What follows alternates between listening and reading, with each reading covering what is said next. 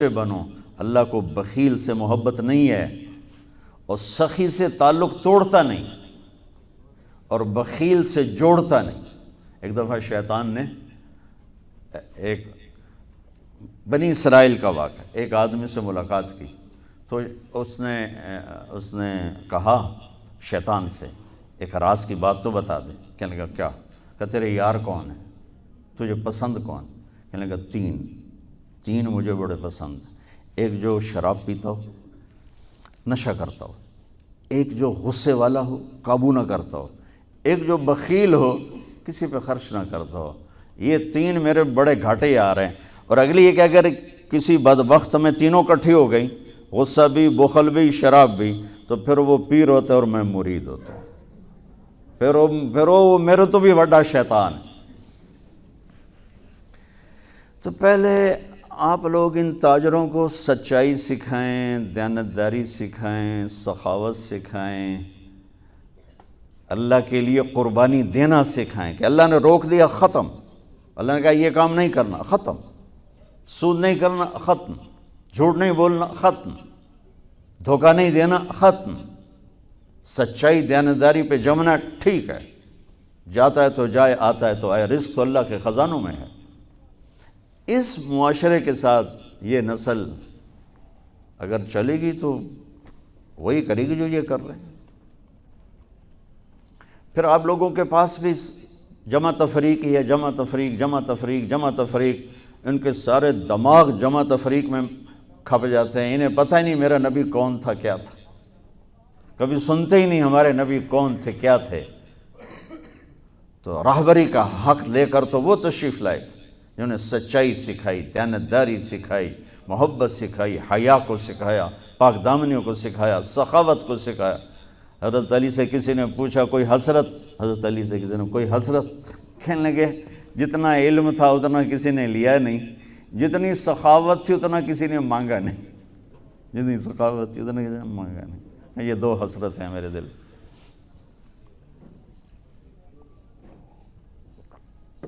تو اللہ کو سخی پسند ہے، مال خرچ کرنے والا پسند ہے، مالدار ہو۔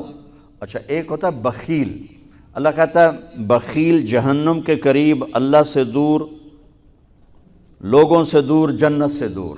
سخی اللہ کے قریب، جنت کے قریب، لوگوں کے قریب، جہنم سے دور، اللہ کا پیارا۔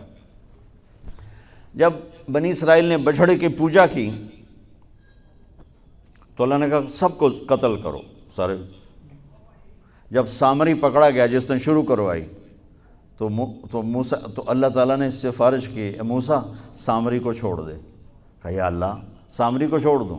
اسی نے تو بچھڑا بنایا، اسی نے تو یہ شرک کروایا، تو کہتا سامری کو چھوڑ دوں؟ تو پتہ ہے اللہ نے کہا موسیٰ یہ کمبخت سخی ہے اور سخی کو قتل کرنا مجھے اچھا نہیں لگتا، میں نے آپ ہی مار دے گا، تو اس کو چھوڑ دے۔ اس کا کفر تھا، نفاق تھا، لیکن سخاوت اس کو قتل سے بچا گئی۔ تو مالدار اس اللہ نے زکوٰۃ ادنا درجہ ہے، زکوٰۃ ادنا درجہ ہے سخاوت کا۔ زکوٰۃ دینے سے آدمی بخیلوں سے نکل آتا ہے اور سخیوں میں داخل نہیں ہوتا، بیچ میں آ کے کھڑا ہو جاتا ہے۔ اس پر بخیل کا لیبل بھی نہیں اور اس پر سخی کا لیبل بھی نہیں، درمیان میں آ جاتا ہے۔ ایک دفعہ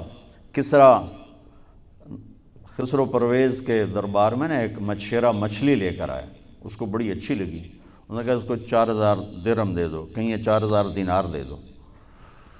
تو جب وہ اس کو دیے تو اس کی بیوی شیریں نے اس کے کان میں کہا اتنی بڑی دولت تو نے مچھلی پر دے دی، تو خزانہ خالی ہو جائے گا، یہ مچھلی واپس کرو اور پیسے اس سے لو۔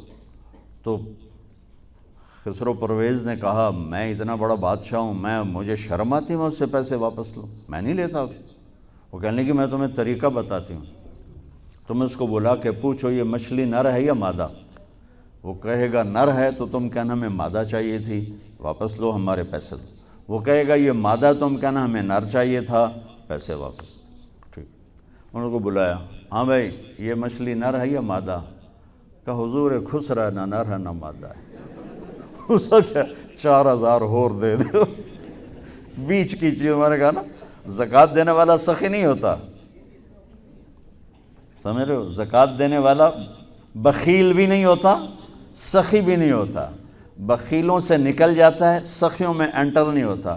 2.5 روپے پر 1 پیسہ بھی زیادہ کر دے تو سخیوں میں نام آ جائے گا، سخیوں میں نام آ جائے گا۔ پھر سخاوت کی حد کوئی نہیں ہے۔ انہوں نے کہا حضور یہ تو بیچ کی چیز ہے، خسرا ہے۔ اس نے کہا 4,000 اور دے دو۔ تو شیری کو تو بڑا غصہ چڑھ گیا، 8,000 اس کی تو 7 پشتوں کو کافی تھا۔ تو 1 دینار گر گیا تو اس نے وہ اٹھا لیا۔ تو اس کی بیگم نے کہا دیکھا یہ کم وقت کتنا لالچی ہے، تم نے اس کو اتنا دیا، اس کی 7 پشتوں کو کافی، 1 دینار گرا وہ بھی اٹھا لیا، کہ اس کے واپس لو، نا قدر ہے۔ انہوں نے کہا آ جا، اور تجھے میں نے اتنا دے دیا، 1 دینار گر گیا تھا تو کیوں اٹھایا؟ کہا حضور اس پہ آپ کے نام کی مہر تھی، کسی کا پاؤں پڑ جاتا تو بے ادبی ہوتی، میں نے اس لیے اٹھایا لیا۔ انہوں نے کہا 4,000 اور دے دو۔ تو بچوں ان تاجروں سے کہتا ہوں سخاوت سیکھو، پہلے یہ سچائی سیکھیں، پہلے یہ دیانتداری سیکھیں، پہلے یہ اللہ کو رب مان کر اپنی بنیادوں کو، اپنی تجارتوں سے سود نکالیں، جھوٹ نکالیں، 2 رجسٹر نکالیں، دیانتداری پر چلیں۔ اللہ کی قسم زمین آسمان کے دروازے اللہ تعالیٰ کھول دے گا۔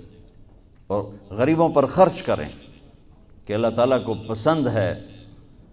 اللہ چاہتا تو سب کو مالدار بنا دیتا، لیکن بعض کا حاجت مند بنایا کہ اللہ کو دینا پسند ہے، اللہ پاک کو محبوب ہے سخاوت۔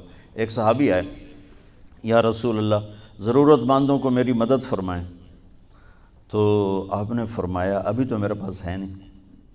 اس نے کہا تو میں لے لیتا ہوں کسی سے، پھر آپ میری جگہ بھر دینا۔ آپ نے کہا ہاں ٹھیک۔ تو حضرت عمر پیچھے سے بولے یا رسول اللہ یہ کیا بات ہوئی؟ آپ کے پاس ہے آپ خرچ کریں، آپ کے پاس ہے نہیں اور آپ اس طرح لوگ آپ کے نام پہ قرضے اٹھائیں پھر آپ دیتے پھریں، یہ نہیں کرنا چاہیے۔ تو پیچھے سے ایک اور صحابی تھے عبداللہ بن حذیفہ، ان کا یا رسول اللہ انفق ولا تخش من ذی العرش خلالا، یا رسول اللہ خرچ کریں اور عرش والے سے تنگی کا ڈر نہ کریں۔ تو آپ مسکرائے، آپ نے کہا مجھے اللہ نے اسی بات کا حکم دیا ہے کہ میں خرچ کروں اور عرش والے سے تنگی کا ڈر نہ کروں۔ بہرحال بچوں سچ سیکھو، یہ تمہاری، میں درد سے کہتا ہوں کہ ہمارے تعلیمی ادارے نہیں ہیں، کاروباری ادارے ہیں۔ یہ بچوں کو علم نہیں دے رہے، اور تم بھی کوئی طلبہ نہیں ہو، تم بھی ڈگری والے ہو، تو انہوں ڈگری چاہیے یا نوکری چاہیے، بھائی میں تجھے انگوٹھے چھاپ ہو۔ تمہیں علم کا شوق نہیں، انہیں دینے کا شوق نہیں، انہیں بھی کمائی کا شوق ہے اور تمہیں صرف جاب اور ڈگری کا شوق ہے۔ نہ تم میں کوئی علم والا ہے، نہ وہ عشق میں رہیں گرمیاں، نہ وہ حسن میں رہیں شوخیاں، نہ وہ غزنوی میں تڑپ رہی، نہ وہ خم ہے زلف ایاز میں۔ دینے والوں کو دینے کا شوق نہیں، لینے والوں کو لینے کا شوق نہیں۔ علم تو مر مٹ گیا ہے، وہی قوم سر اٹھا کے زندہ رہے گی جن کا علم اپنا ہوگا۔ تمہارا علم تو باہر سے آتا ہے۔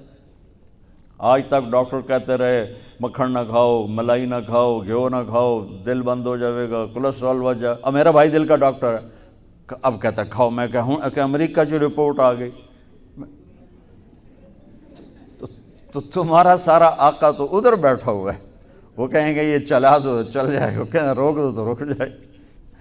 بچوں میرا معاشرہ بہت زوال کا شکار ہے، آپ میری نسل ہو، میری اولاد ہو۔